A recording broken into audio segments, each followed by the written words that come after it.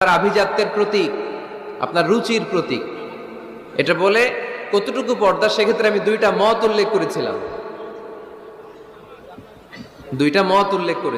মত নাম্বার 1, সারা শরীর ঢেকে রাখবে, ফেসটা খোলা রাখবে, হাত খোলা রাখবে, এটা একটা মত।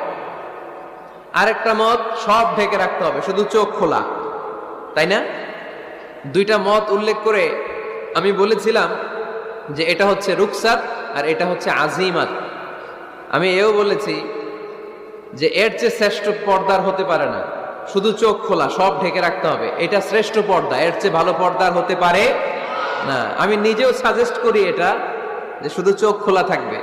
আবার ওই প্রশ্নের উত্তরে এও বলেছি চেহারা হচ্ছে সৌন্দর্যের রাজধানী, চেহারাই যদি দেখা হয়ে যায় তো সব দেখা হয়ে যায়, এজন্য এটা আমি সাজেস্ট করেছি।